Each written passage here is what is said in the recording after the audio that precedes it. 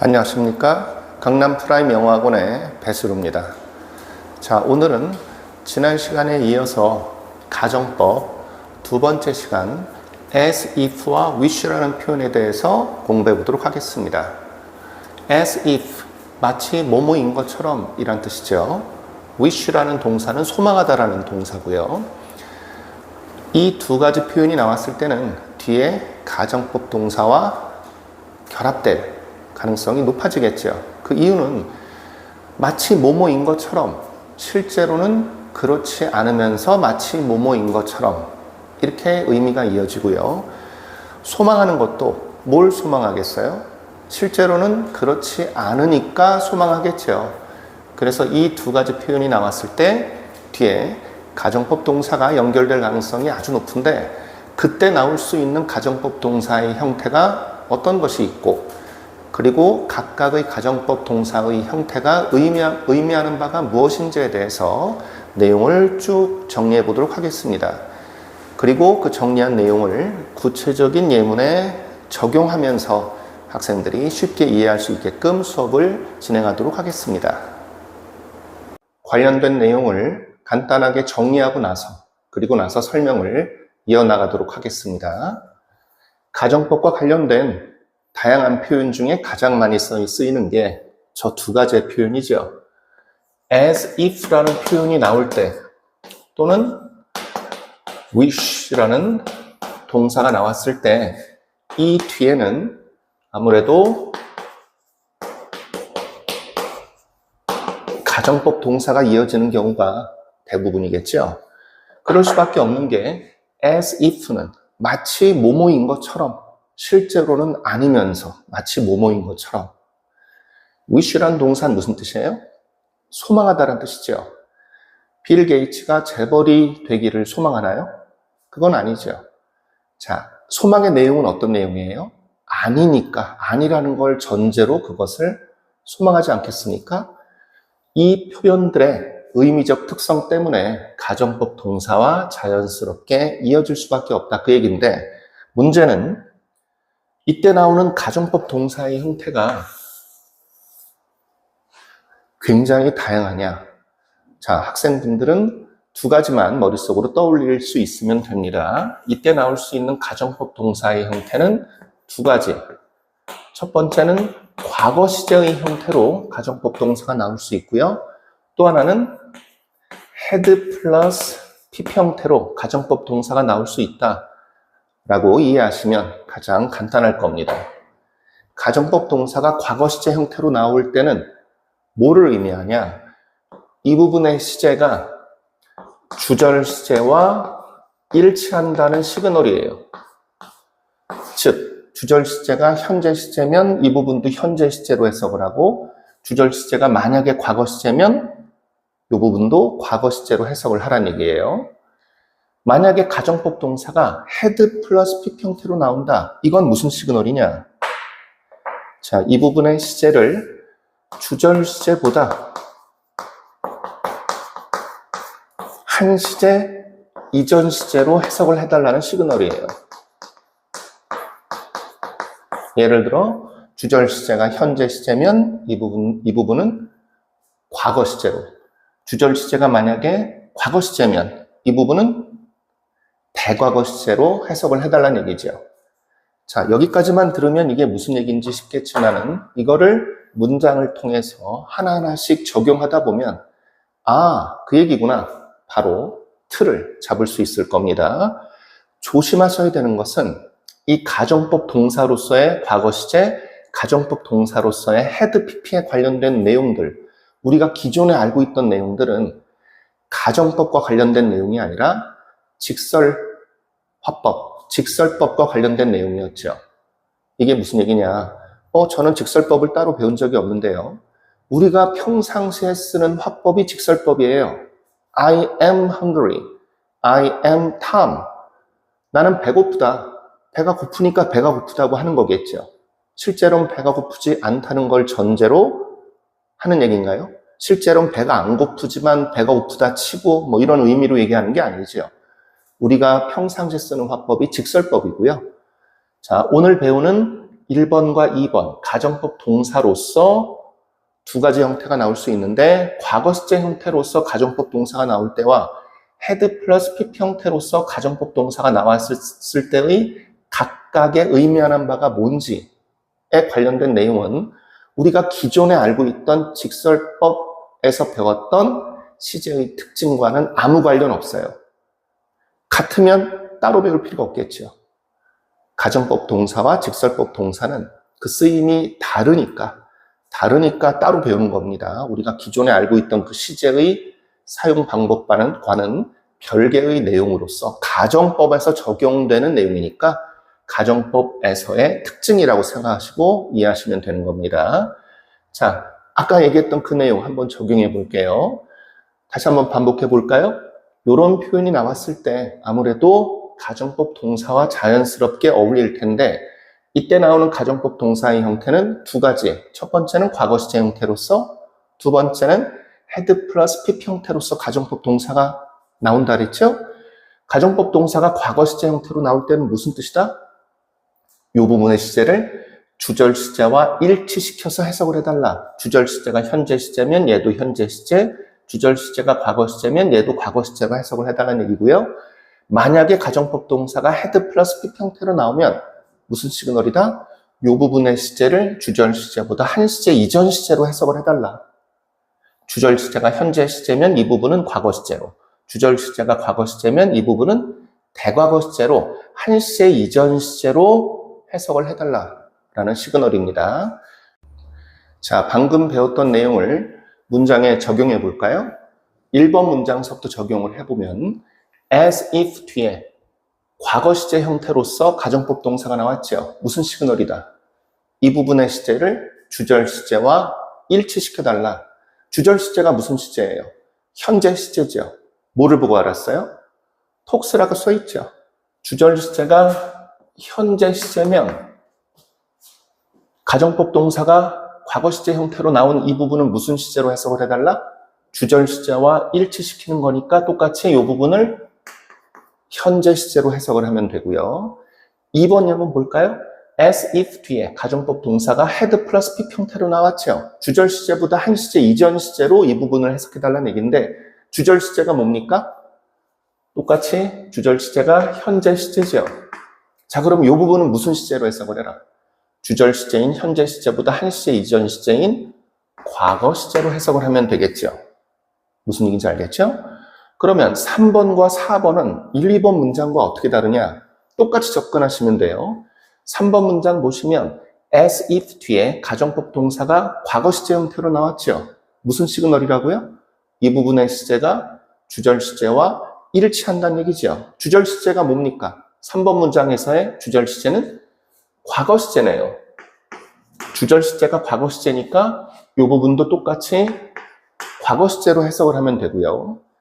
4번 예문은 as if 뒤에 가정법 동사 had 플러스 PP 형태 나왔죠. 이 부분의 시제를 주절 시제보다 한 시제 이전 시제로 해석을 해달라는 얘기인데 주절 시제가 talked, 과거 시제네요. 그러면 이 부분은 무슨 시제로 해석을 해라? 대과거 시제로 해석을 해달라. 그 얘기겠죠. 무슨 얘기인지 아시겠죠? 자, 요거를 이제 알기 쉽게 시간의 흐름을 직선이라고 했을 때 여기가 과거, 여기가 현재의 특정 시점이라 치면 1번 예문서부터 적용해 볼까요? 1번 예문, 말하는 시제, 현재, 백만장자의 시제, 현재 시제죠. 어디에 적용하면 되겠어요? 둘 다 현재에 해당되는 내용이니까 그는 현재 자기가 백만장자인 것처럼 현재 말하는 거지. 무슨 얘기인지 아시겠죠? 2번 예문은 말하는 시제 현재, 백만장자인 시제, 과거죠. 그러면 어떻게 적용해야 되겠어요? 그는 백만장자였던 것처럼 백만장자 과거에 백만장자였던 것처럼 지금 말하는 거죠. 요게 2번 예문이죠.